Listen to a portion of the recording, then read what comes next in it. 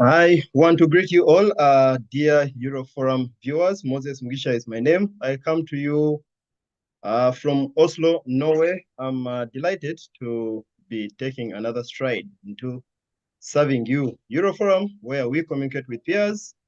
Today, the 15th of September, nearing the end of the third quarter of 2024, we come to you with another topic of discussion. Picking it up from my colleague Samantha Elf in Finland, who was here last Sunday, where they discussed a topic addressing the cyberbullying waves. And I remember a lot was shared, and I personally had a lot of lessons to take home.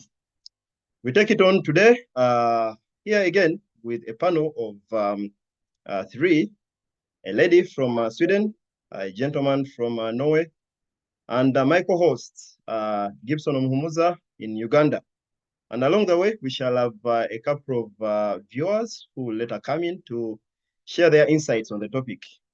The topic of today is addressing the identity crisis among immigrants. That's a very catchy one, and it has a lot of facets. So we are here to see how people address them. And of course, we shall be eagerly waiting to learn from you and pick a couple of reflections from the diverse minds which are here to share here.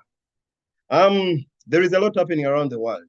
I understand that our panel is actually a selection from Scandinavia, Norway, Sweden, and we shall have a gentleman also chipping in from Denmark, and one of our regular guests from Taiwan will also chip in with an input. So I want to encourage everyone out there to feel at home, feel free to share a reflection, feel free to correct us. We are here to learn as well as sharing knowledge and experience. But also you could ask for a link to come in and share your thoughts on the topic. Thank you all who spare time to watch Euroforum, share videos, and recommend a couple of guests. It's on record that several guests have been directly through us, the management. But again, many have also been recommended through those who have found pride in Euroforum. With me, I have a lady who has been here on uncountable times. A lady very outspoken, residing in Sweden, Jovia Mukwaya. Jovia Mukwaya has a couple of courts where she serves as a leader in their community, both a cultural leader, religious leader, and as a mom and a wife to someone. So as we are addressing identity crisis, I believe she suits well in the topic. Nyabo Jovia Mukwaya, twesimi okulabako. Glad to have you here, Nyabo. What have you? Happy to be here. Thank you, Brother Moses, for that introduction. I think we left out the most important one, that I'm an immigrant. I don't know why you would be discussing immigration. No, I thought that was a default setting, but anyway, you're right about no, it's not. I am discussing issues that are at home. Yes, but happy to be here and happy to share and learn from each other. Thank you very much. That's really great. Yes, Jovia is a proud immigrant who occupies space and owns it, but starts with establishing it herself. We are yet to hear more from her. Mkulu Habi Kauma, Mpologoma Yekasubi. We've had Habi Kauma here for quite some time. And I also must say that he's one of the pioneers of this great dream called Euroforum. Habi Kauma doubles as a father and also as a leader in so many facets.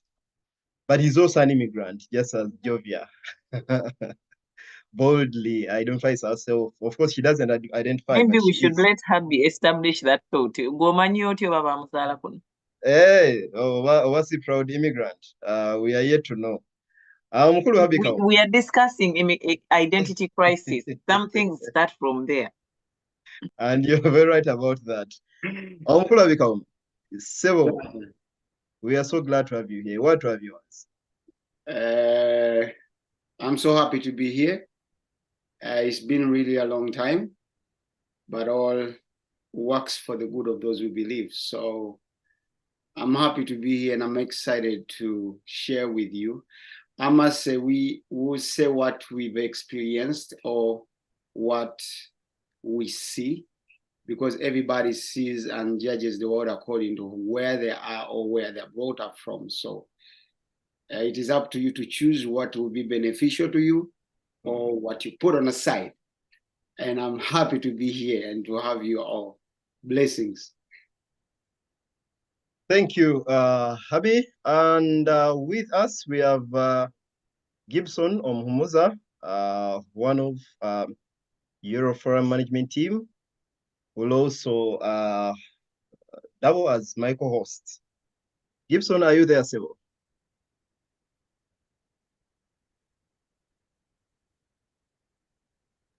Yes, I'm there. Yes, Sebo Gibson. Yes, would you sir. please turn on your camera? Okay, please.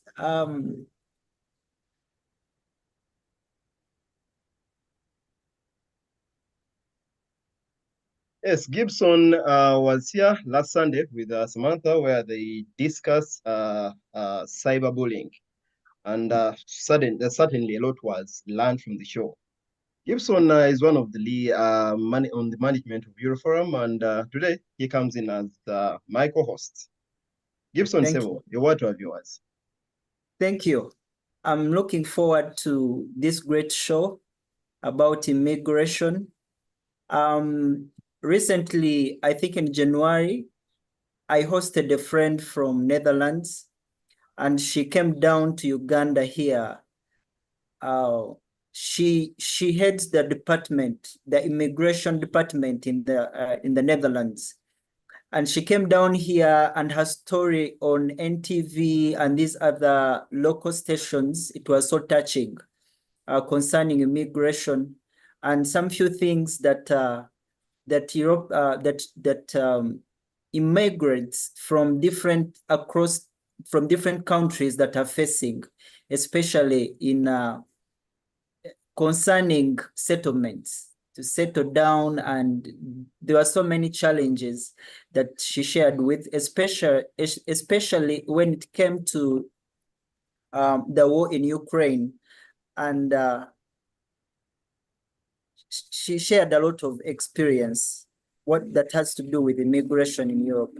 Yeah, I'll be looking forward to this show, and I'm also ready to learn from our guests. God bless you all. Thank you so much, Gibson.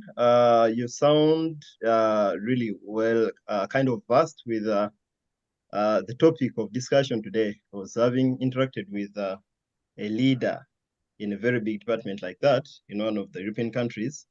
Definitely settles you well in the topic. Yes, our dear viewers, we are live on Facebook and YouTube, so feel free to use any of them. And if you find this topic relational and worth taking on, would also appreciate if you shared it on to your network. Gibson will sail through as my co-host, and right away, I want to invite Gibson to give direction, to start with, to give direction to this topic, identity crisis. As we speak, that is Jovia, Javi, and I, we are in the diaspora. He's in Uganda. And I doubt, I might be wrong, but I doubt if you've ever lived as an immigrant in Uganda, live around visiting, but living as an immigrant outside Uganda. Have you? No, I have never. Yes. Except I have never, except that I had an experience recently. Actually, when we were preparing for this show, someone asked me, Gibson, where have you migrated from to? And I was like, I migrated from Western Uganda to Central Uganda. And by the way, the whole context of immigration, of course, we look at borders, country to country, but Of also course. moving from one region of the country to the other. There are actually several aspects that align well with moving from one country to another. So, but purposely for this topic, it is we are addressing country to country. Of course, And yeah. you who has never lived as an immigrant, we are addressing the core word here is identity. Okay, so give direction to this topic, identity. From your perspective as one living in Uganda, you certainly have a frame of what you call an identity. So help me give direction to this topic before we sail on. Yeah. Do you mind if we take on the introduction to this show and then I come back in? Exactly. Short. Yeah, sure. Take on the introduction, then Okay, I'll would you come in love to? shortly. Okay. Yeah, I'll come in shortly. Yeah. Okay then. Yes. Yes, to you watching us, we are addressing the identity crisis, and this is one that encompasses almost all immigrants that have left their countries to where they're living right now, and this is not selective to either Africans or Asians or Europeans, but for as long as you're an immigrant. We have an identity in any sort. We would love to define an identity. And this identity gets disturbed or distorted when you move from one country to another. And in the quest to stabilize, there comes a crisis. And this crisis is what we want to address. And when I was preparing for the show, I realized that in a way or the other, or at some point, every individual who lives as an immigrant has battled at some degree what the identity crisis comes with. That are in different aspects. We want to belong. We want to identify ourselves as someone socially in terms of career. And currently in Europe, one also has a ground or comfort to identify in terms of gender. So, and all this encompasses the identity crisis. But the mother word or mother question would be, who are you? And then that's more personal, that's more subjective. And each one of us might define or answer that. Who are you? And knowing who you are then makes you have a ground when you move to one place to another to either maintain that or assimilate or integrate. As the Luganda proverb, "Ogende bulyambwa, olyambwa," and that also has a lot to say. So as we sail through this topic, there will be a lot we would love to engage in, to interact in, but most importantly, there are those experiences we would love to blend in this show. Okay. Yes, sir. Can I chip in? Yes, please. Thank you, Mr. Moses, thank you for introducing this show.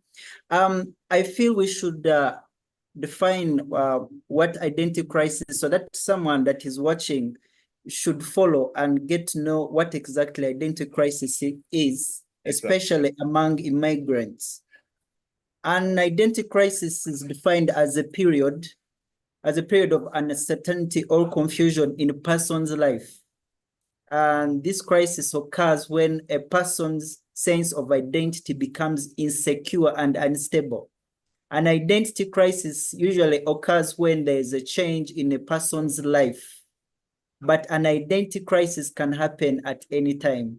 So with that little submission, someone can be able to tell what exactly we are dealing with in Europe, across Africa, across the world. Identity crisis, I feel it shouldn't be limited to immigrants, but it can even cut across even across different cultures, across different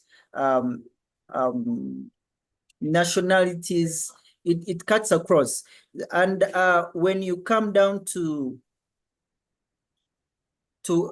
expound on people that have been affected by identity crisis normally worsens if the messages conveyed by the social environment are contradictory to or incoherent.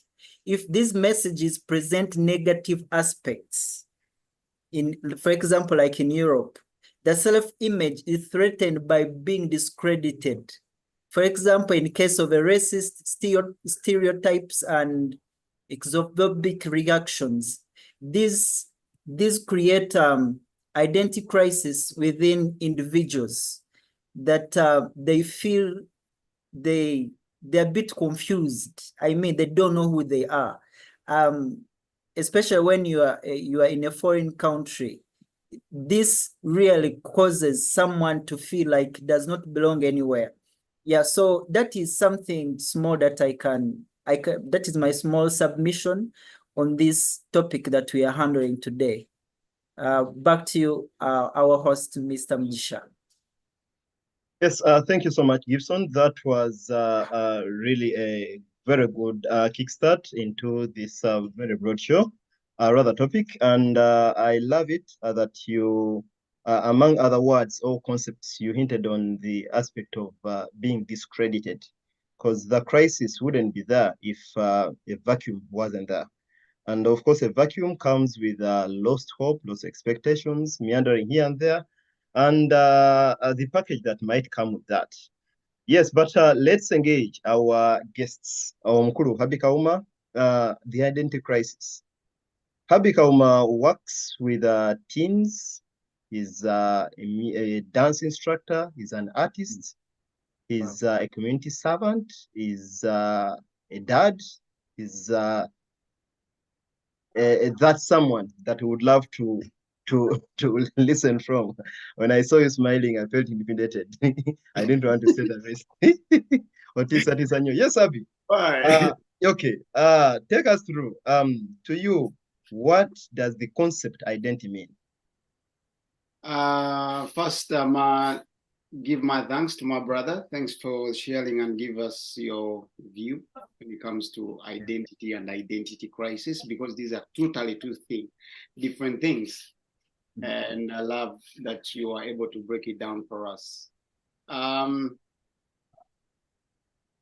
Today, when you called me and told me that, oh, we're going to talk about identity crisis, all that I had to do was to take time and think, have I ever been in an identity crisis? Am I going to talk about something that I have experience on, or I'm going to come and try to act smart? So I had to look into my life and figure it out that, man, I've been in identity crisis, sickly, again and again.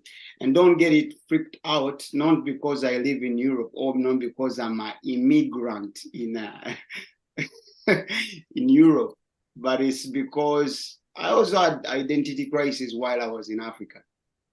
And in fact, I was born to people who have identity crisis. So so there is no way how I wouldn't have had an issue with identity crisis. Think about it. Somebody came and told my mom and my dad that, you know what, for that child to be appreciated in this world, he has to have a name called Herbie. Or else if he's called by his name, by like Sebuli Bakauma, the name of my grandfather and the name of my father, then in the world I won't be appreciated. And I believed it. So if I don't have a Christian name or a Muslim name, then life is going to be hard for me. So by the time that my dad accepted that, I mean, I was born to a person with identity crisis. So obviously, I myself have lived a life in identity crisis. So identify myself as Habika Uma, that's already shows you how I'm in a crisis. Because where I live in Europe, nobody calls me by my father's name. Nobody calls me by my great-grandfather's name. Nobody calls me by my roots. They call me by my identity crisis, Herbie. So, and then it comes worse when you land here. Because we are so many times told, you told me, what do I think about it? I think we are all living in identity crisis, no matter where you are in the world, and most especially if you are a Black man like me. Yeah. Gibson, would you love to add something to Habi's submission? I'm going to add on later, but his submission is legit. What I have actually learned, like what we are discussing during my submission, was that identity crisis cuts across. And I love the way he puts it that even Africa, you can face, and by the way, it is worse in Africa. When one of the reasons why you find people on the streets, one of the causes of street kids, even people who are basically on the streets, it is identity crisis. Those are one of the causes of identity crisis. Someone doesn't know who actually he is. If you get to know who you are, you'd be somewhere. You'd be established in a sphere that has had impact on this global scene. But when you find someone is on the street, is hustling, then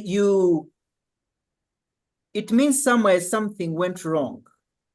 Somewhere something went wrong. And identity crisis cuts across. I love the way he put it, that right from Africa, he faced it. And when we are talking about Europe, we'll be talking about different cultures that are facing identity crisis.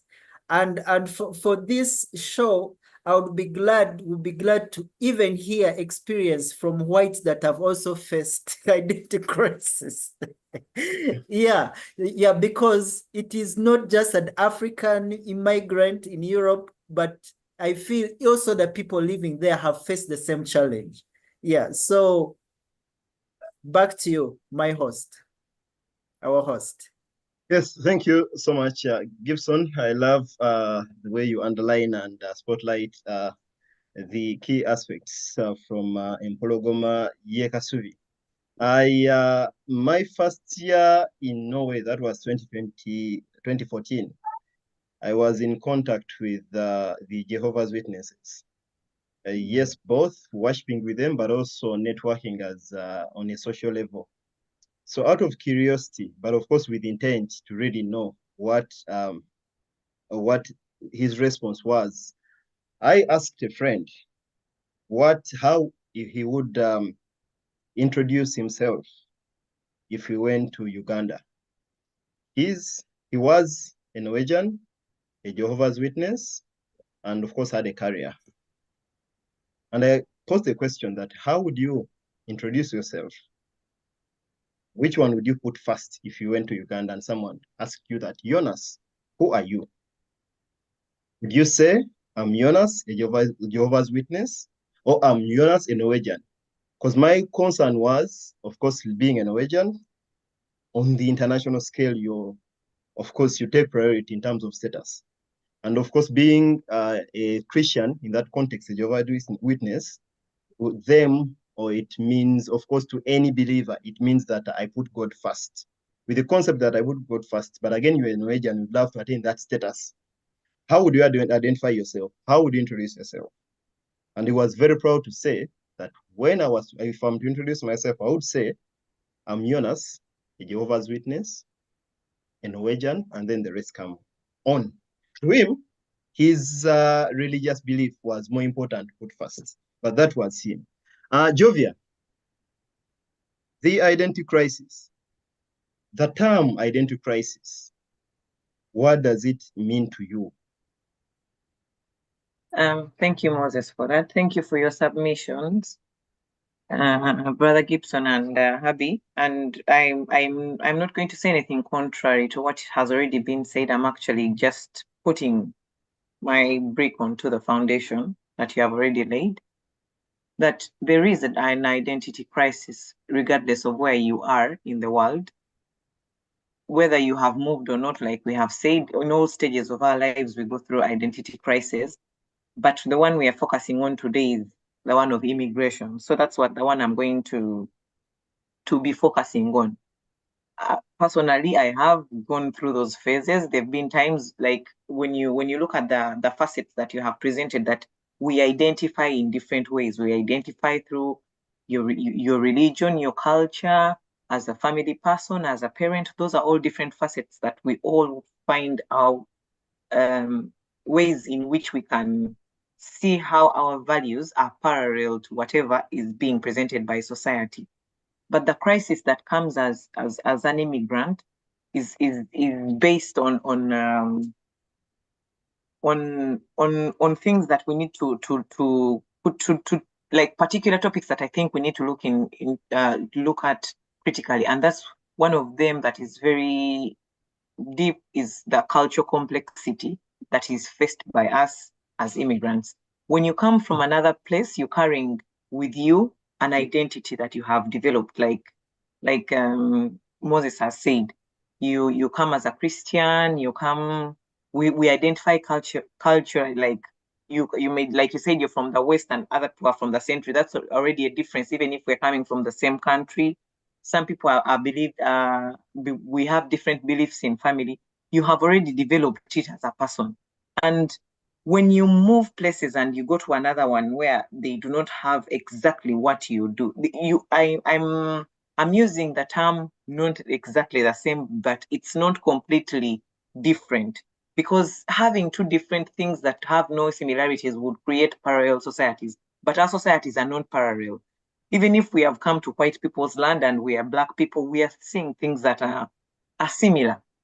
Like, yes, they all eat 3 meals a day. Yeah, that one. Those are things that are similar like that. They all have a language that it might not be same, the same as ours, but it is there. But we have to look at the cultural complexities that we, as the ones that we come with, in relation to the ones that we find, and find a way to assimilate. I think there's a time when I was on the show and we're talking about assimilation.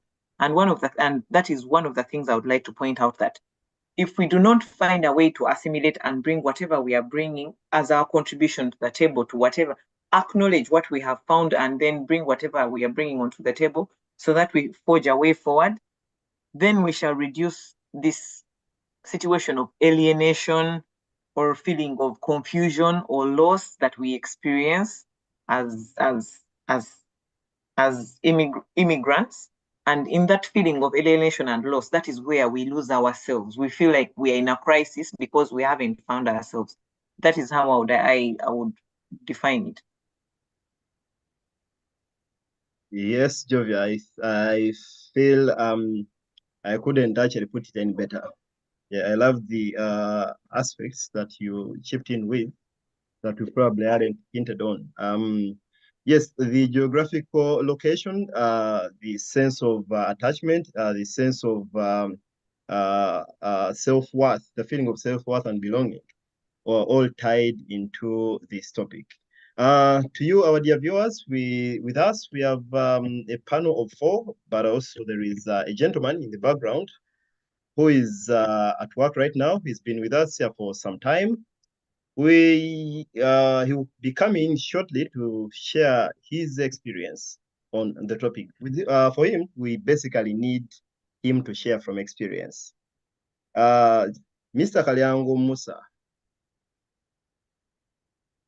Sebo, we are so glad to have you spare your time off your busy schedule at work to come and inspire confidence in our peers. As the slogan goes, at Neuroforum, we communicate with peers. Mr. Kalyango, the topic of discussion is addressing the identity crisis.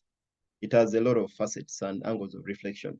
But from your angle, I would love you to share from experience, in case you've experienced identity crisis, and to what extent. You're muted. Mr. Kalyango, you're muted.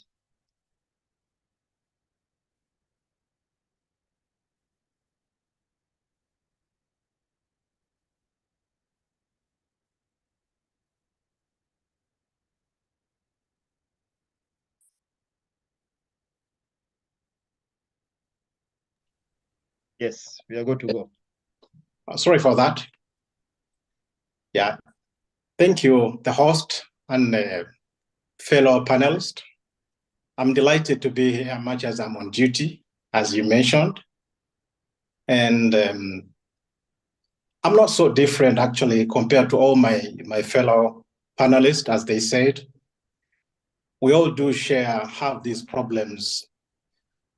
I remember actually personally being torn between 2 cultures. That is my homeland culture and then the host country. As a Muslim man, I remember, much as I'm a Muganda, I love being a Muganda. Those who know me, they know that I used to perform dance cultures. You know, I was the man who used to do everything to do with the Ganda culture and keeping it up. So actually, I found a lot of problem migrating to a new destination. And some of the problems I remember facing was that I was a delighted Muslim, and I am still, performing 5 prayers a day in their particular time was one of the biggest challenges that I faced. You know, coming from a society that embraced my religion to this society here. Now, coming to this place, one of the problems that I had to face was that sometimes they could not even allow me. You know, they could not allow me to go and perform my salah in the rightful time.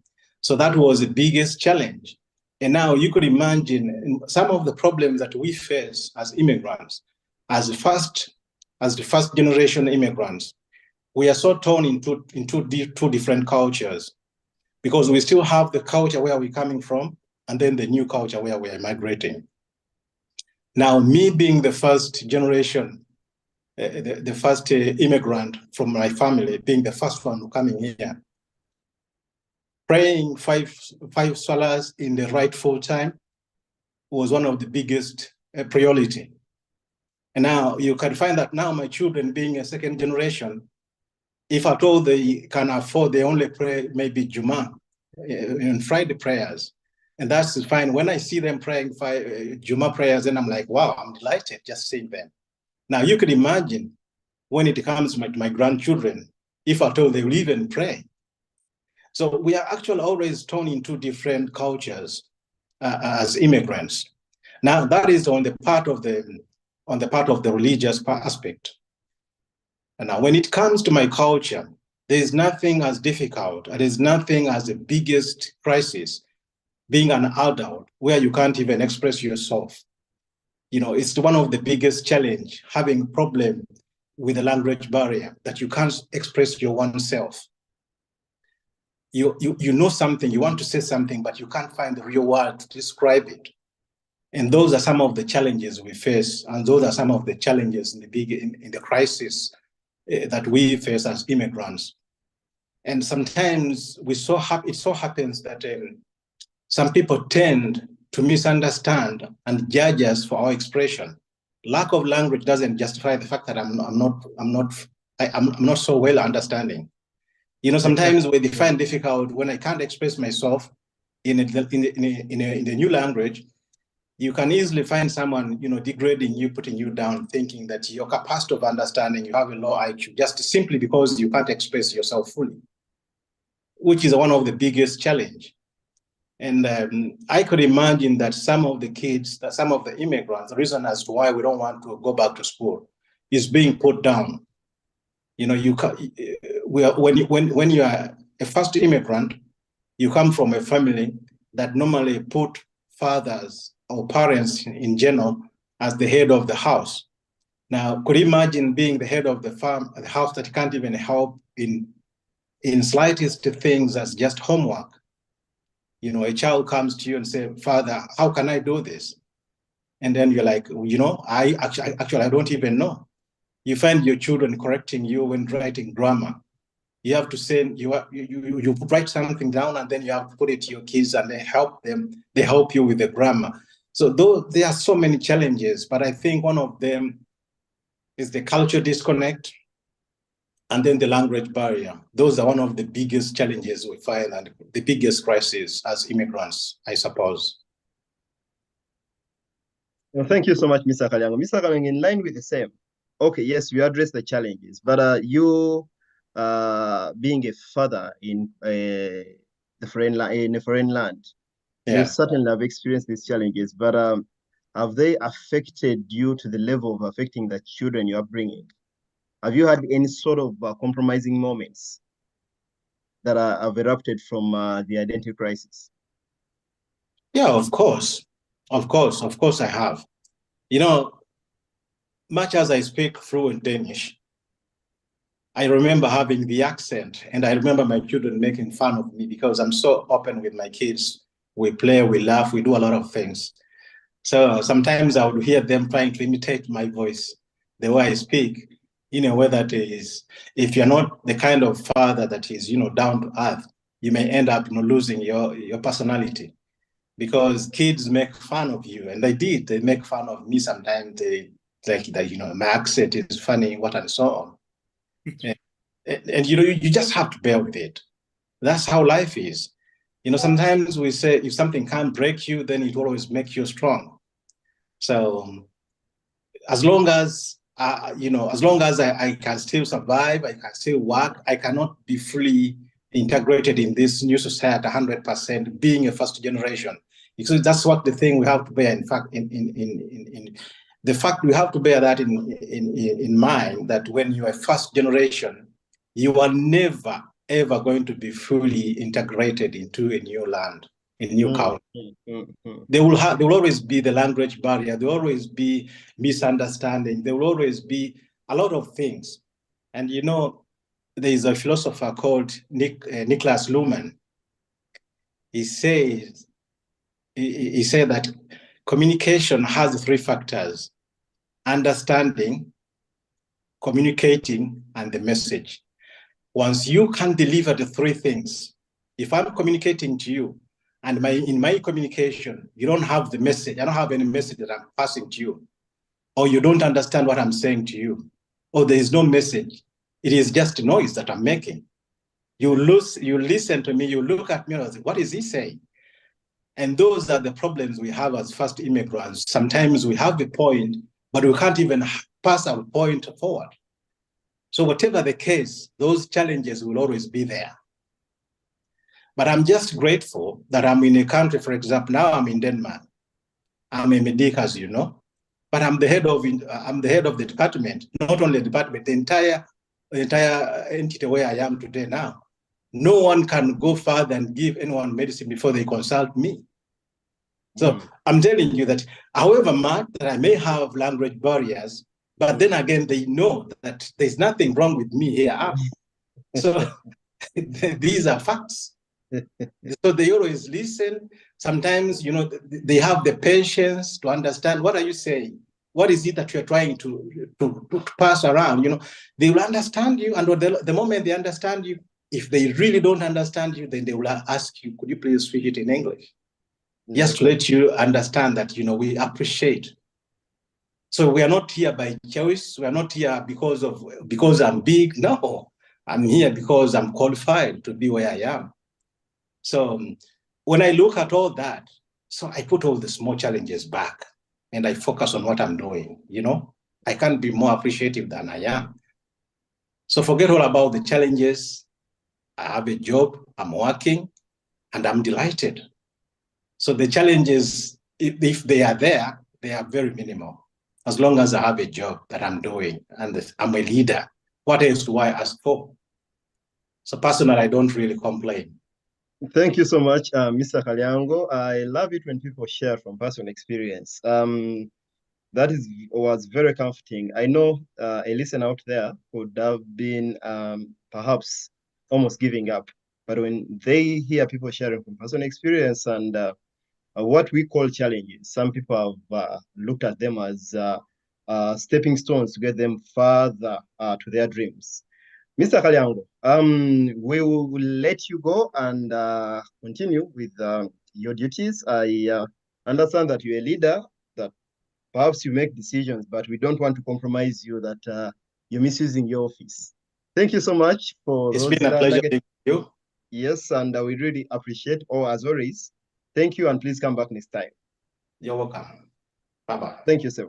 Okay. Yes, Gibson. Yes, please. Yes, I feel at this moment, I feel at this moment, if Miss Jovia has something to add in line with what Mr. Kalyango shared. Yes, thank you, Gibson. I would like to thank Mr. Kalyango for sharing with us from a personal perspective. It's very enlightening and comforting to know that the problems that we have are not unique to us. But it's also good to know that there are solutions to these things. So thank you, Mr. Kalyango. To add my 2 cents to what he has said, I would like to put into consideration that because of the way we have decided to identify determines what you're going to find comfort in. From how I have perceived what Mr. Kalyango has said, this is my perception, it's not a fact, that his identity is,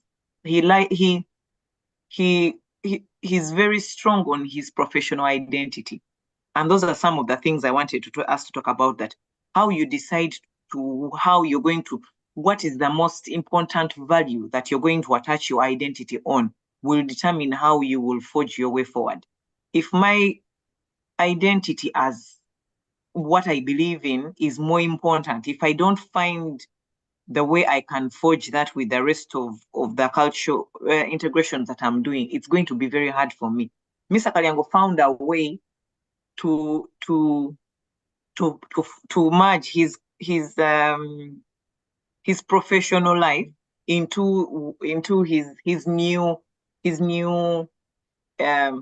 country, his new home, I would say, and that has really helped him.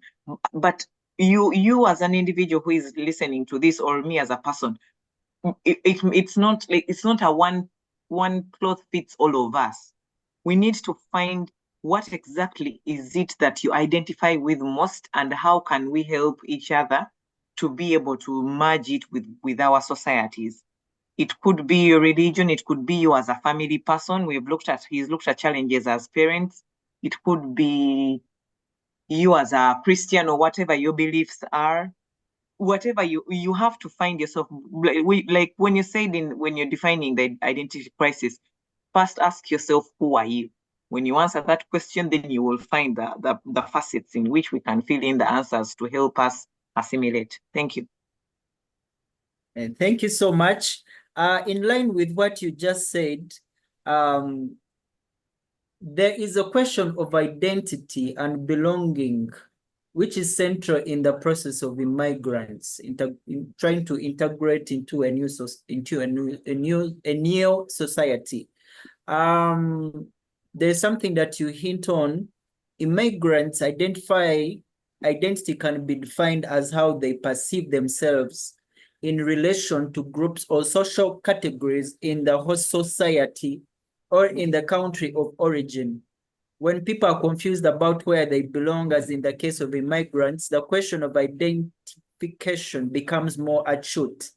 And as identity is the result of encounter with otherness, when they come to new society, the environment, a sense of belonging can be redefined as the willingness to become involved with the other, and the concern with achieving competence in cultures that they have encountered in countries where they have migrated to.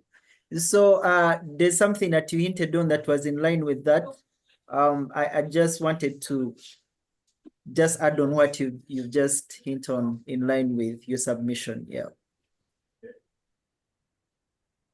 Yes, Gibson, thank you for that supplement, and also to your viewers, we are discussing the identity crisis among immigrants, and we have a very big panel, but the very key guests, Habi and Jovia. But with us, we've had Mr. Kalyango Musa, and behind there we have Bonnie Cross from Taiwan, who is also very much willing to share from experience and give us an insight of the identity crisis in Taiwan. This gentleman has been here for several times, and this is the 3rd time in a row we are having him. So discussing identity crisis, we couldn't skip getting a thought from the other part of the world, Asia. Sure. We are proud to have you, Bonnie. So, identity crisis. Identity crisis. Yes. Can you hear me? Put a word to that. Yes, sir. Yes, we All can right. hear you. Awesome. Greetings to everybody, on this panel today. I just came in from a show. I usually lead a jam session every third Sunday, and I was running through to come over. It's almost midnight, but I'm like, I gotta be here first of all, and contribute to this amazing topic that you guys have set up today. A reason being that as Africans, I think we're one of the cultures that struggle with who we are, knowing who we are, and what we are in the positions we're in, wherever we are. We are great people, that's for sure. We were created as great people, but we have a power that we have handed over to other cultures. It's not a competition, but just to let you know that everybody else admires us, and then we despise ourselves as Africans. That's a fact for sure. Now back to your point, because the word is identity crisis, right? And you realize, especially for example, me living in Taiwan, I live in a country whereby it is dominated by the influence of Western cultures. The USA came here and set up a base. They protect this country from China because China always threatens to attack it. And for that case, we realize that most Taiwanese people identify much more into the Western culture. Now, when Africans come here, it's the same thing. Now, usually, because this country doesn't have a lot of diplomatic relationship with many countries. It's just a few African countries and a few Caribbean countries, mostly Western countries. You realize that even the Black people, the Africans, the Caribbeans who come here, they get lost in identity. Now, when I talk about that, I'm talking about cultural identity. One of the panelists, the lady, mentioned something about cultural beliefs as well. But let me put a stop, or let me just put a little bit of a, kind of a break on culture beliefs. Now you realize that some people, me inclusive, when we were home, we were believers and we're still believers. But then when you travel a little bit and you're exposed to more information, you realize that there are questions to be asked. And when we were home, the norm is do not ask questions. What you see is what you get. So, in that case, cultural identity can sometimes have a pro and a con in terms of if it's changing for the better because you've got more information that will make you wiser, it's good. But also, if it kind of makes you abandon your true identity, then we have a problem. And I think this is one of the problems that we have, that because we come to these countries and we want to fit in, we end up being what we are not. I remember some of my cousins who went to the UK, and they went to the purely, Ugandan accent. When they came back, they were speaking a language that was English, but needed a translator to translate it. When I came here, I came with British English because, I'm from a British speaking, English speaking country colonized by the British. But then when you come here, the kind of jobs that we do demand you to learn, a particular accent, from the States. Because, like I said, this country emulates the USA a lot. But one thing, I listened to a gentleman called Trevor Noah as a comedian, and he say that in all things, never lose your accent. So I might speak in a certain way for communication, but that's not who I am. If I speak Luganda, njogera ddala ng'Omuganda bw'abeera, or if I speak Swahili, naongea Swahili kama Mnakenya yenyewe. So mwenyewe. So you realize that it doesn't change me. So the thing about identity, I think it's all about knowing who you are, where you're coming from, where you are, and where you're going. So at the end of the day, you do not have a confusion if you have to explain exactly who you are. That's my submission. Wow, Bonnie Cruz, you never disappoint. Appreciate so.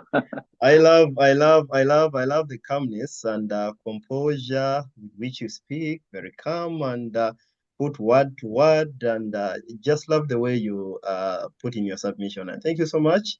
As always, we really appreciate your time. We appreciate your knowledge and will to inspire knowledge. Most importantly, confidence. Thank you so much, man. Thank you, sir. Yeah, have a good night, everyone. In Taiwan, is it already midnight? It's 20 past 11 o'clock. 20 past 11. Yes. You can imagine the sacrifice and will to serve. Thank you so much. Sure. Have a good night, everybody. See ya. Yes, see you then. My brother Gibson. Yes. Yes, I'll let you ride on for now. Yes, I wanted to bring in our brother Kauma. I wanted to ask him a very short question. What are the symptoms of an identity crisis? What are the symptoms of an identity crisis? What can you be able to spot out when someone is struggling with identity crisis? Some few characteristics and yeah, so that we get to know when you see something, you know, there is trouble here. Someone is just struggling with something here. Now you've given me a beautiful question, which yet is really hard.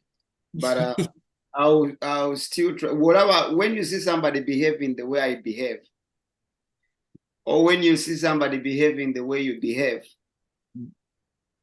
just know that somebody has identity crisis. Okay. You want me to answer you short, but if you see somebody behaving the way you behave or the way that I behave, then just know that some person has some identity crisis. That's a good one. And what I'm trying to say, like I said in my opening up, that everybody and each and every one of us, as long as you wear a black skin like me, you have an identity crisis. Yes. And if you are a parent and you already have children, you have an identity crisis. You're going to lead your children into an identity crisis. I must say, how do you think that I ain't going to have an identity crisis? Like I told you, that the only way I'm going to feel appreciated in this world or taken up is when I carry an English name or a Muslim name. Now, I just want to take you deep, my brother, and think about this. If I want to change you, and we are all here talking about integration. Integration is where you bring two things and you put them together without one losing another. Yes. It's identity. But when we come here, we lose. We have to leave what we are almost in order to become what we are not. Today in Norway, when I give birth to my two children, and I decided I'm gonna give them names like Sebuliba Kauma, Sebuliba, which happens to be the name of my dad, Kauma being the name of my grandfather, and my name. Norway will say those names are not popular here, and they will even give you a long document to show you why they're not going to let your children be named those names. Yes, yes, yes. So when you look into this, we in African culture, why? Nabino byetukola olwaleero nti buli mwana wa abeera na linnya lyo. I will translate that your child only has your last name. Like all my children today, they are called Kaumas. Yet my father, when he named us, he named Kauma, Nantege, Sekamate, Nsereko, Nemutumba. That's naming over 5 of his ancestors. Ngaba chance to be reborn through us. But today, we don't do that. Bonoingira mu nyumba ya Mugisha ogenda kusinkana mu ba Mugisha bokka ng'olinga agamba Mugisha gyava tebatuumayo mannya malala. Do you feel me? So that's how our identity crisis comes in, and that's how we start to kill our cultures, and that's how we bury our ancestors forever. Yeah. When you rub some away, when you rub some person's knowledge of his roots, You Yes. rob him of his identity. You hear me?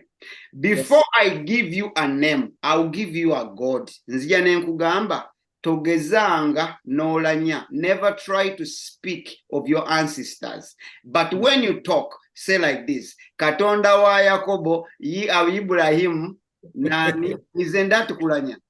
So you True. tell me not to talk of my ancestors, and you tell me to talk of your ancestors. Yes. That is me taking away who you are, and I give you what you not, and I tell you. Nenkugamba gino emiti n'ebibira n'ennyanja, the lake you call Naruvale. Don't call it Naruvale. That is wrong. But this is a lake that has been feeding your mothers, your fathers, on all what you are. Nojigamba jitume Victoria. Name it Victoria. This lake that has been feeding you all your life. So what I'm trying to say, as long as you're a black man, either how would you see who somebody who is in an identity crisis? Look at yourself in the mirror or look at me, and then you'll understand. So what causes identity crisis? Everything that is not right in the foundation. Bagamba akakyama amamera ne bw'okagolola kakola ki? Kamenyeka. So if the foundation is wrong, somehow you go wrong. If we have already had an identity crisis when we are back home, so when we come here, even what we know is not right. Identifying, I am a Muslim, I am a Christian. Chetusosa. Omami, the gentleman who gave a speech from Denmark, I really love what he said. And I want to credit one thing. In his speech, he said that I'm a man who used to stand in courage, and I loved courage. Was that his words? Yeah. So you see that he tried to hold onto himself and his roots. So we mistake adapting to, because adapting, you change ways. Yet integrating, you keep yours and you're trying to learn another, and then you go forward. Yeah. But what we do is to be adapted. Nebakujjako amannya go nti Mugisha Kawuma, ne bakugamba nti olwaleero kati gwe Moses muganda wange, ne bakuyita Gibson era lyosoosa. Moses Gibson. Okiwulira, ne batuyita ba John Jones. John naye Jones. ng'erinnya ly'ekyawo eri ku making who you are, olumu lyerabirwa n'okwerabirwa. So identity crisis mu baana, there's no way how we're going to deal with it until we deal with our own. Amen. Thank you so much. Thank you. That was a profound submission. I really like the way you put your submission across. You explained to us where the roots of identity crisis, where it starts from. It is just clear. I don't want to mess up with your submission, but that was really good. Thank you so much, Mr. Happy. Thank you. Back to you, Mr. Moses. Yes, Gibson, thank you so much for engaging and propelling this gentleman to speak. As always, he has very grounded thoughts, and I love his bravery when he steps into he puts a finger into the line, something. As our president sometimes called it. Yes. Okay, but I always love your boldness when you even go controversial. I mean, challenging the way we are nurtured in terms of religion, and but again, we need to have people like you to speak life and to agitate our minds to think beyond the obvious. As you spoke, something ran into my mind, and I would love to engage Jovia. Just wondering that as we discuss identity crisis, is it always a challenge, as we put it? Let's say, like loneliness. To be lonely, yes, it's a challenge. It can be a transition. When I moved to Norway, I didn't have a network here.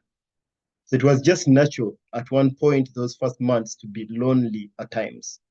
So loneliness in this case, it was a challenge, but again, an unexpected process. So is identity crisis always looked at as a challenge? Jovia, help me understand this. Thank you, Moses, for that question. I don't think it's going to be a challenge always. And this is dependent on who is expressing that view, because we have found people who are very comfortable in their noise, in the noise around them. You might see that I'm actually having a problem, but if I don't see that I have a problem, it might not be my problem. I could give you an example. You might see that where we came from, we used to wear full-length skirts, and then I start wearing the ones that are just covering the basic things, and you say, but is everything okay, Jovia? But I don't even know that there's anything wrong there. So for me, it might not be a challenge. I think if it's a challenge, it's subjective to whoever is going through it. But when you look at the symptoms, like Gibson asked, when you look at the symptoms of what we believe would be showing an identity crisis, then we could know that there's a situation that need to be addressed, is what I'm going to say. Because I might think that I don't have a problem, but there is. If I take Habi's example where he said that name thing, I think you're being too kind discussing it the way you're saying it. We have taken it a notch further. We are not just calling ourselves the Mugishas. We have even become Svensson, us here in Sweden, and you're being too kind, and you look at the person and you're like, okay, is everything okay? But everything looks fine. And whether we are you getting my point, Moses? Whether loud and clearly.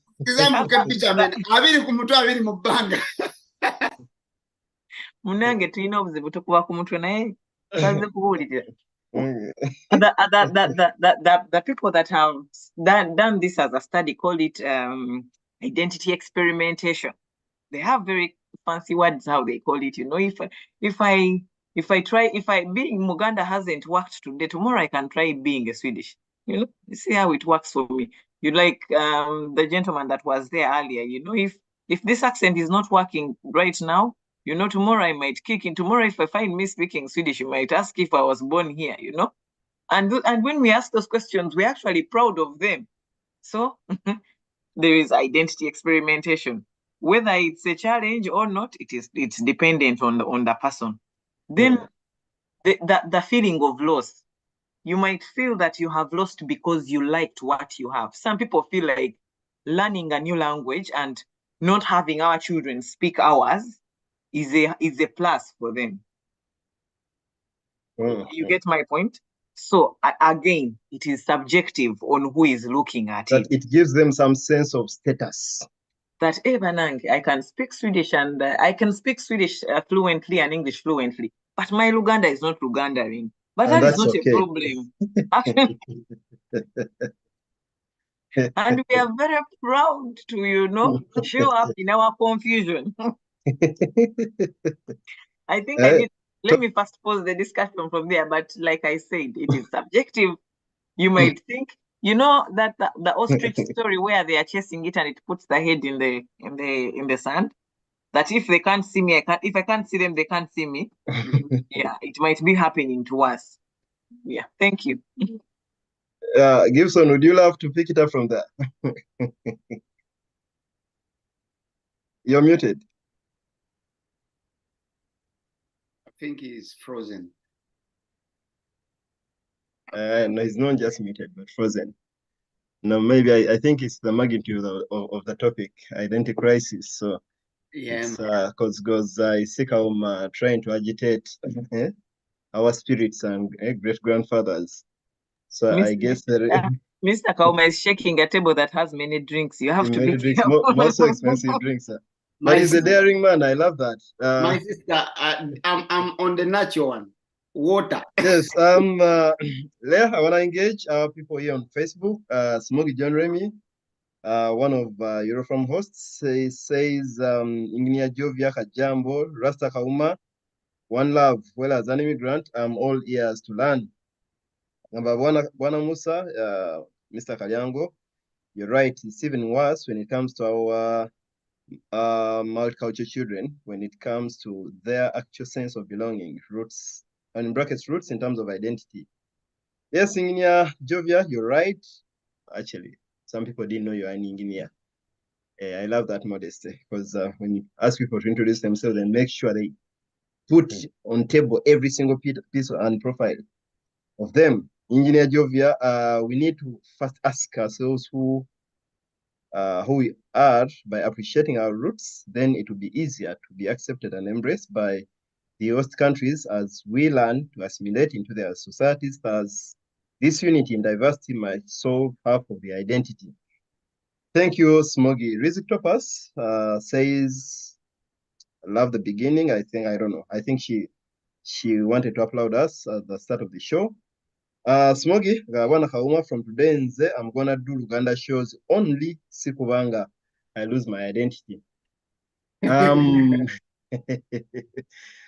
Loud and clear. Yes, Jovia and Habi, it's not always a coincidence when I love having you both on the panel.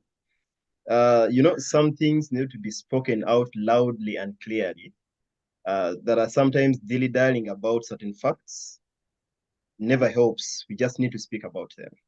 So when Jovia cited out that we sometimes are comfortable not to understand, or children not to understand their mother tongues, but are fluent in the foreign languages, that is confusion. I feel, I want to agree with you. Your thoughts resonate well with the topic of discussion. That yes, you can never argue enough looking at the grounds on which we want to uphold our culture and diversity. Yes, but again, we don't want to just eat up airspace, as Jovia, you already say.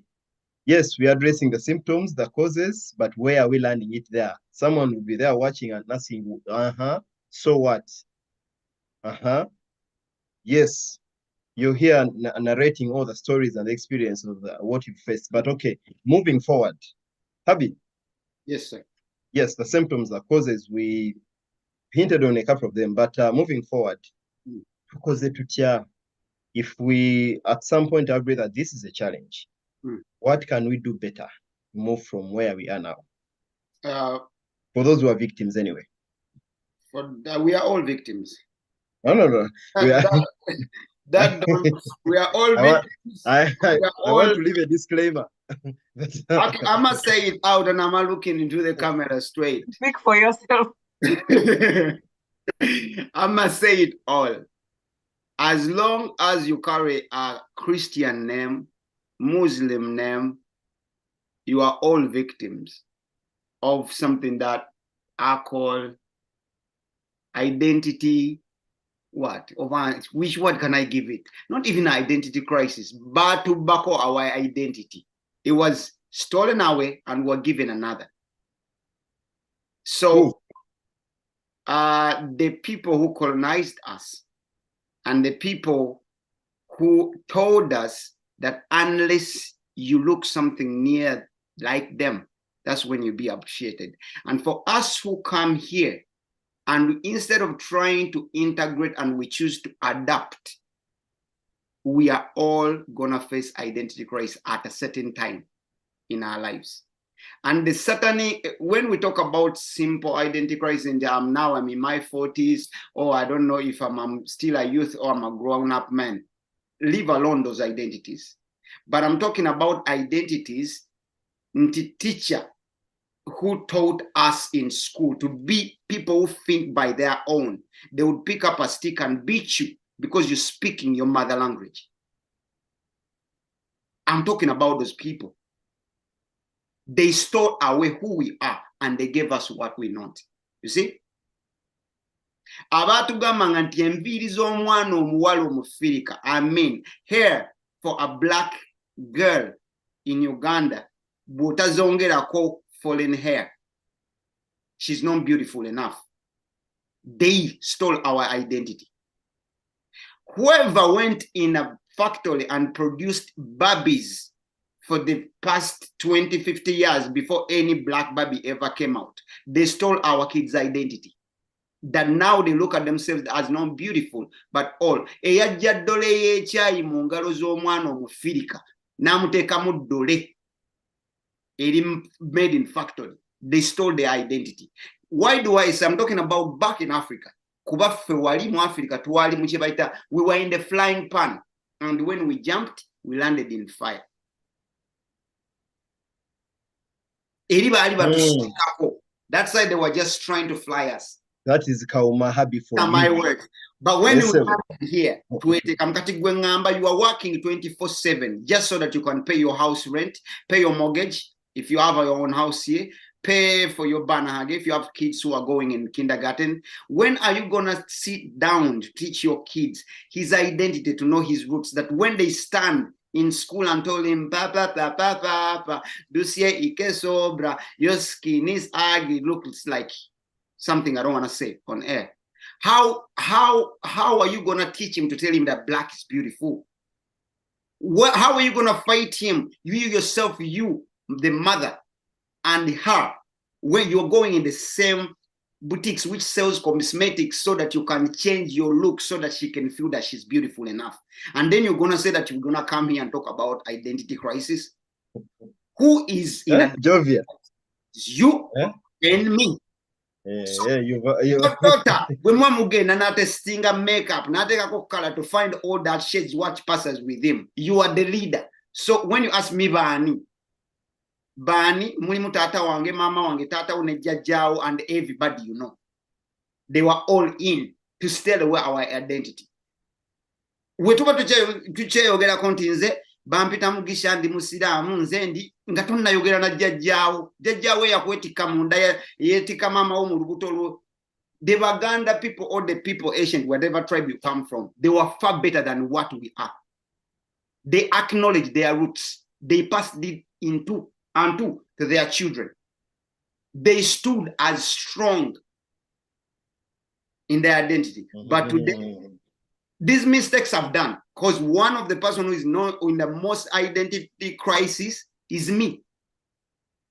My kids don't speak Luganda. And there was a time when I was proud of it because they were fluent in English. Okay, actually, I was about to ask that. Are you speaking that with pride? Okay. No, me, I'm not me, I'm a broken man. Okay. If they ever send you to find a broken man, this is the guy who you're talking to. When nali muto nayogezanga malala, kati nkuze njogeza magezi na byenda bye. I used to be one of those. Oh, my kids, they can do it, they speak English, they are fluent. Wow. Today, the economy of wherever you are, they are going down. What if Africa makes it up today? Up. Things change. And now we have to immigrate from Europe to go back to Africa. Will your kids make it up through? My dad never went to school, but he taught me how to deal with people, how to handle people. It's the greatest skill he has ever given me. He has never been in school. And today, I survived by that, not what I learned in school. So education is not how much you went to school. Abasomera ddala ne bayita bebajjobya teboogera ku biki bye bali. Kuba bayita. Education is not how much you have gathered. Education is the sound is loud and clear in Jovia's house. Education you're using a is what you've learned in action and without harming other people around you. That's what we call an educated person. Kitange yali yasoma okusinga abafuna degree kubanga we yali badde mu parliament za Uganda teyalikoze bibakola. Pens down. How are we going to change? Go back to our roots. Tuzo abaana bo ku mukeeka batuule balye emmere from kululaga kyebaba kitanga kye. How do they used to call it? Lujuliro. I'm sorry, some Luganda words I can't call it dining. It's exactly what you're talking about. So identity crisis. So to bring your kids on the Lujuliro, and they would put their hands in the same pot. Muganda nalya n'Omuganda natukulanga tenyala Muganda nga they are one. Bwe bakulagana bayambagana aba wano byomwatula yekka, he eats with them folk abamu balira na mu bisenge byabwe njogera ku nyumba yange. eyiyo simanyi. If you're living here. So if you're talking to me, I speak from a broken man. We are all in identity crisis. Gwe muwala olowooza ali family yako bbaawe. Omuga munnaye nkuwa ekitiibwa. Gwe muwala ogooza ali ddano munnowe. No. Tajja kikola kuba naawe weewota kamera. Ate sibikkiriza amanyi talina wakirabira sinulina gwe nnumbye njogera kubera tafukamira kubala kenyini manyi nti tebiba genuine era ntero mugamba nti ogezokera n'ofukamira noonya kaadi yange weri ne wallet. Tolimba naawe otya kuswala bakulinanye kuba abasinga tebabikolojaga ye abantu bayinza olowooza nkinywa omukazi nawe nomukazi munnange bayinza okumpitira family vaani tolimbalimba ebimu nze njagala banfukamirire naye munnange njamunenga omuzungu bw'anamulana ne bayita family vaani wano ne bandeetera poliisi. So we are all in the same crisis, but get back to our roots, bring back our cultures, because what gives us identity is our cultures, our DNA. Buli bw'olya emmere gye wakulira olyako emibiri egyaba egikulimu munda gijjukira obwongo obuzuukuka. So tuzeeyo abaana bawe emmere nganda, tuzeeyo ku culture zaffe. That's how we'll stand strong. Abaana abawala mubaleke babeere n'enviiri ezirinacho. Mubayigirize bamaama musuuleko ebbali ku makeup. Nabo abaana bategeere that we are beautiful naturally. Ebifaananyi mubakubeko mu filter nga temutaddeeko zi filter mumunsazeewo bapostinga mubapostinge nga bwe bali. Omwana aleme kukula nga alowooza ndabika ndi mubi. Every time mama takes a picture of me has to put on a filter. Mwana nze nyina obusungu naye kankoma. Yes, Sabi, Kauma, yes. One aspect of you is most of your inputs on your forum. I don't know on other platforms, but on your forum, they are based on personal experience. And to me, that makes them more authentic and relational. Because we're in a society, in an era where we all want to fit in. We all want to put up impressions.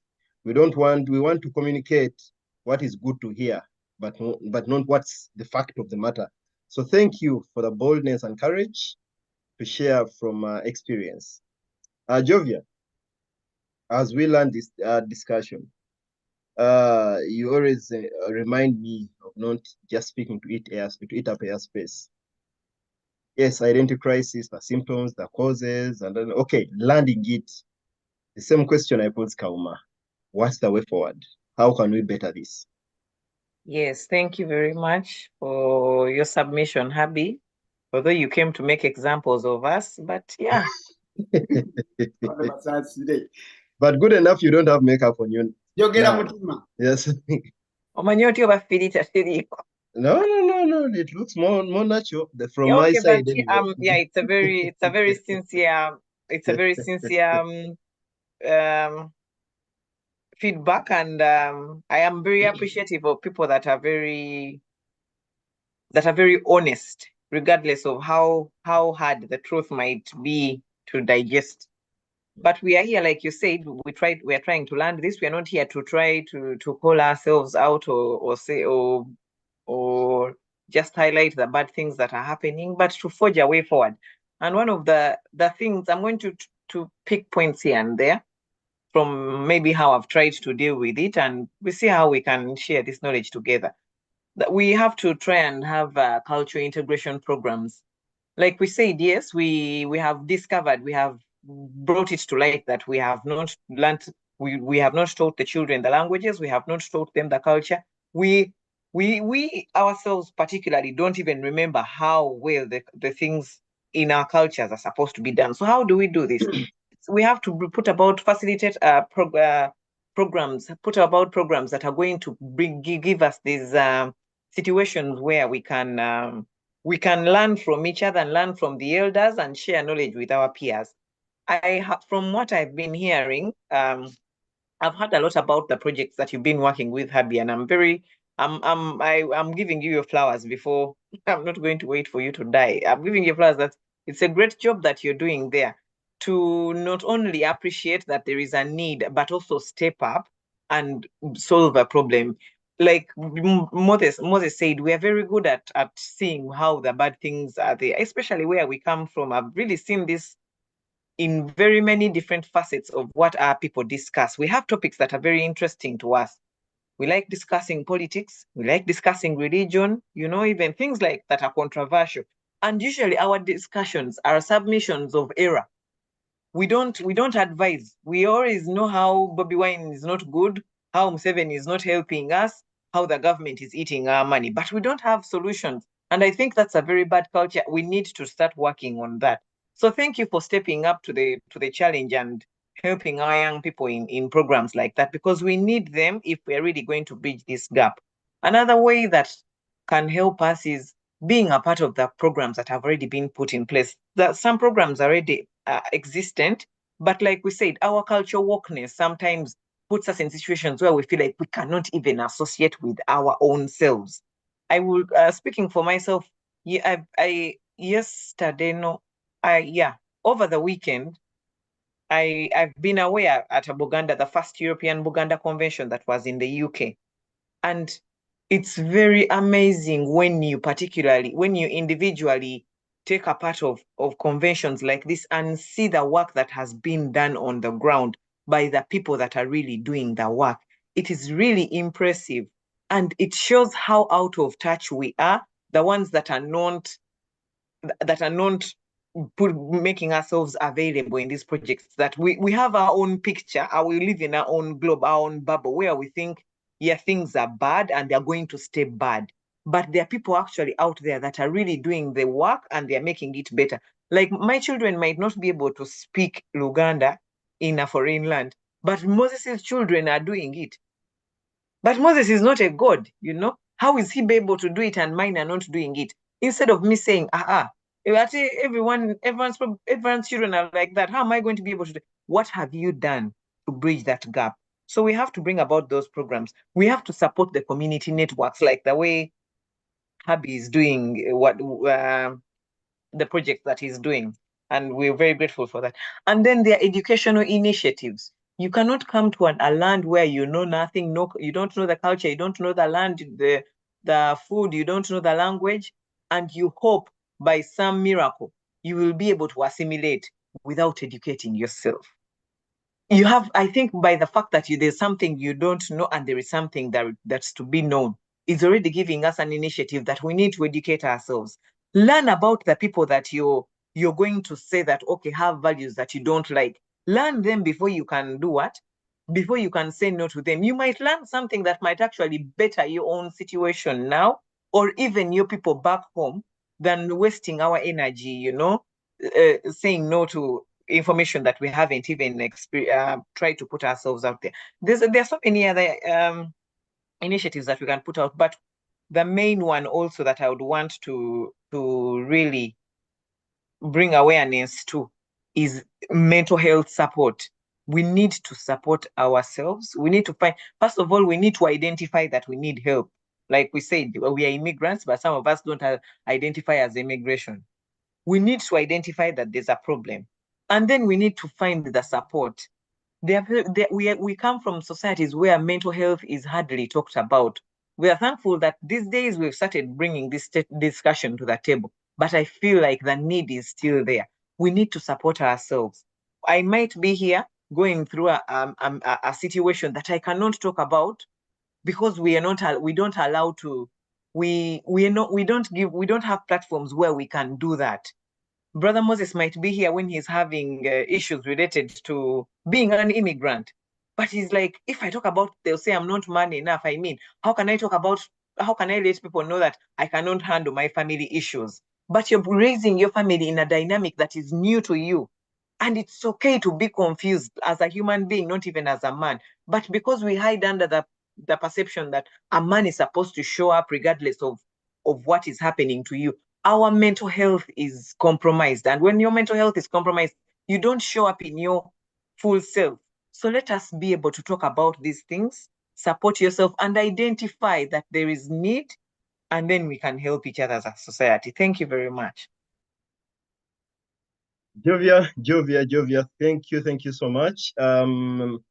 You give me a reason as always to choose you whenever I love such. I want to have. I'm looking at creating a panel on such topics that need deep reflection. Of course, one would argue that all topics need reflection, but some topics need 3D reflection. And Habi Kauma and Jovia Mokwaye really pull it off well for me. Thank you so much. As you two spoke, I noted down here a couple of points that I would also love to land this show with. Habi Kauma, as you challenged us on how we introduce ourselves, you reminded me of Okutambula ng'Omuganda. I remembered that nowhere do they even mention career. They don't even mention where they live.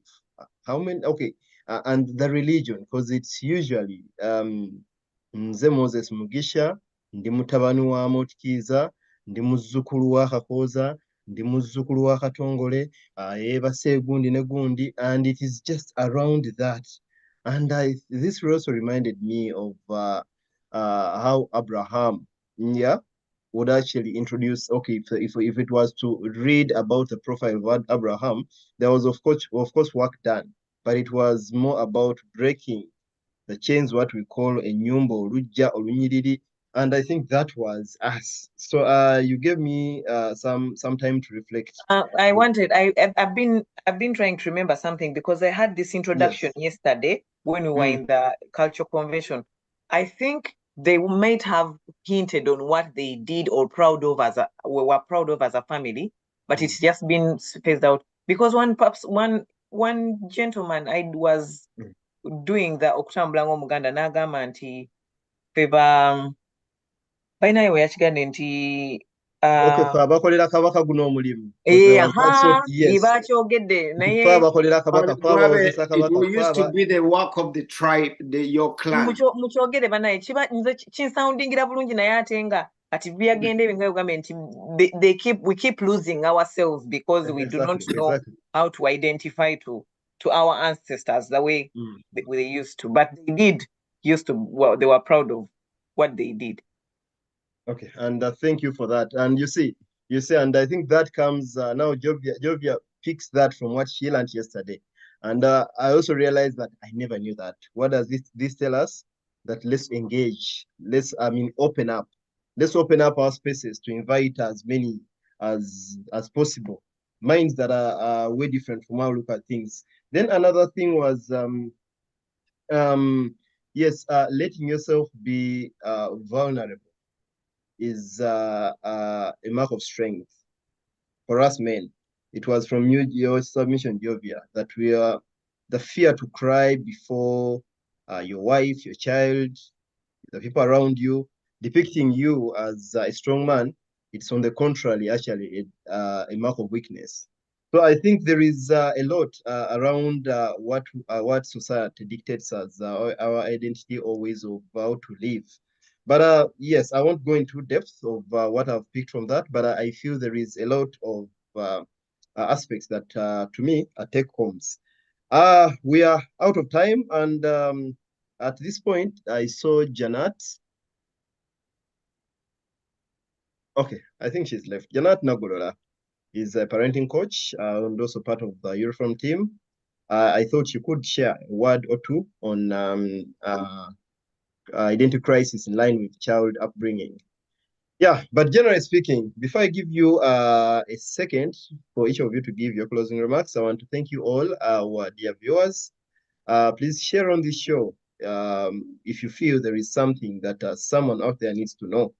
And also, don't forget that we've been live on Facebook and YouTube.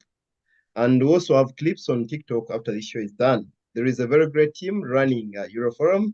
And that's Smogi John Remy in Copenhagen, Denmark, who has been here interacting with us. Nasari John in Sweden. Samantha Elf in Finland. We have Narumu Irene in Uganda. Muza Gibson, who has been here with us in Uganda. Janati Nagolola in Uganda. And we have Esther Nanton also in Uganda. This is the team that keeps Euroforum running, but we also give credit where it's due to all those we've sailed with through Euroforum. The likes of Habi Kauma, Dios Rwega in Norway, Titus Seruga, Belgium, Tom Crane Mulinda, Denmark. There are so many others. So, and I think this is also tailors well with the topic of discussion that identity crisis, our identity as Africans, Okuzo Muzigo is part of us, and that defines us.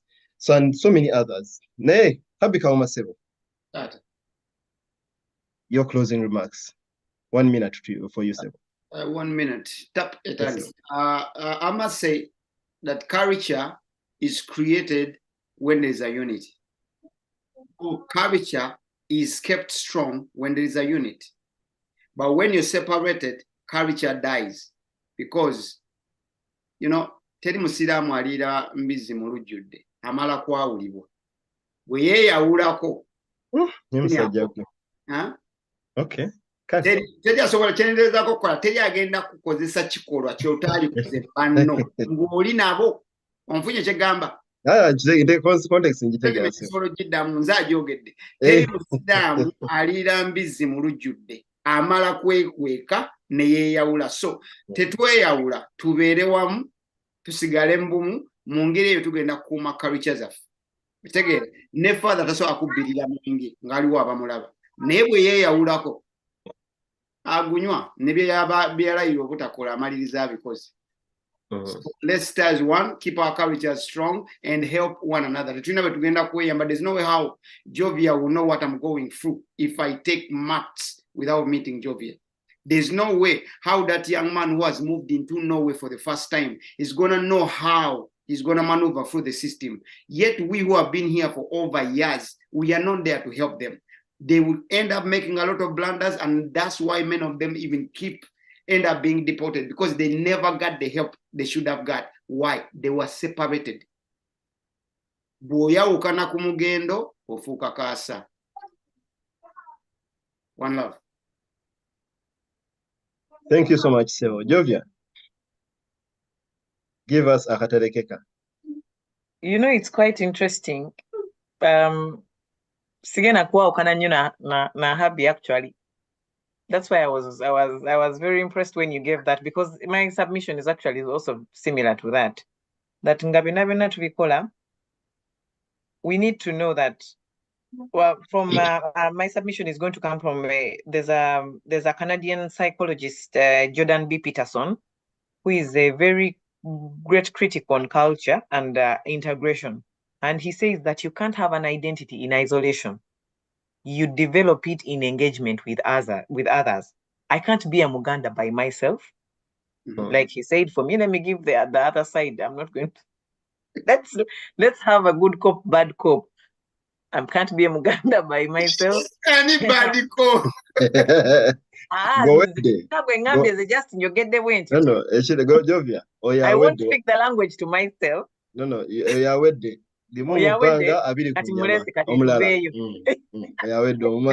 So as a community, we can grow together, and growing together is it's going to have ups and downs. Like Moses said, we cannot only be expected to be showing up only in our truth selves. Yes, like we said, we all suffer. You can see us, we have come here.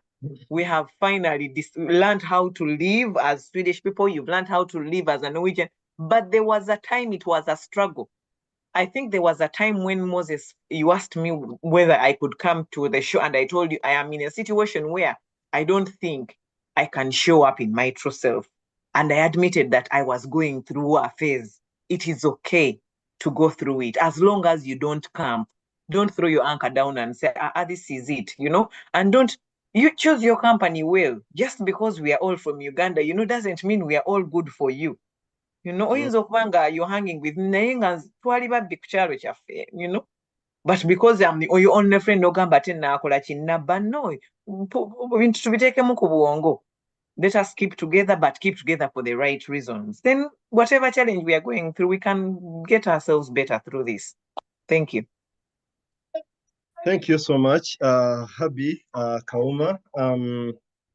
Our dear viewers, you're always great, and we upload you so much. We want to thank you all for prioritizing Euroforum. Thank you so much for prioritizing Euroforum. We appreciate the regular feedbacks you give us. I recently made a post on my WhatsApp status where it was actually inspired from a conversation I had with Georgia, where we talked about feedback, establishing a feedback community. And I encourage whoever read it that be part of building the feedback community. And also embrace feedback. Be open to feedback just as you give it.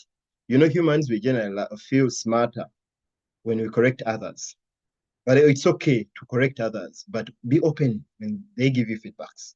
Don't look at constructive criticism as negative feedback always. Be open. That's how we shall build this community or unity Kauma is talking about and Jovia. So we can only belong if we choose to all add bricks to the growing something or growing project. On the 19th of October, we shall be celebrating our independence here in Oslo, Norway.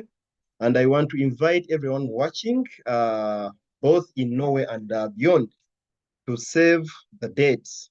And again, it comes to the spirit of community and working together. So you might feel that you have nothing to contribute. Reach out to anyone you know is on the organizing committee. Your work could be the reason this year's independence will be a blast. So be open. And again, as we speak of identity crisis, we as parents, we ought to open up to knowledge and learning more and more and more as much as we can. You can never give from an empty cup. I mean, you can never give from an empty cup. For as long as parents, we are not enriched with knowledge, we are most likely going to breed more and more identity critical children. So I think there is a lot. My last take is to encourage you to rewatch this show and see what to pick from there. Jovia has spoken, Habi has spoken, Musa has spoken, Cross in Taiwan has spoken, Gibson has spoken, and all these put together, there is something for you to learn. With that said, I want to thank you all and remind you that next Sunday we shall be having Janatina Gorola as your host here on Euroforum, and on we shall sail until the end of this year. We are here, paka lasti, remember to subscribe on our YouTube channel, on our TikTok and Facebook. Habi Kauma, the King's Mind, Sebo, as always, thank you so much for your time. Jovia Mukwaya, thank you so much. Mukulu Musa Kalyango, you're still on at work there. Sebo, thank you so much. Bona Cross, when you watch this video, you know that we appreciate your presence so much. Gibson Omuhumuza, you did great. Thank you so much. And to you, yes, Euroforum team, thank you so much. We sign out for now. Bye-bye.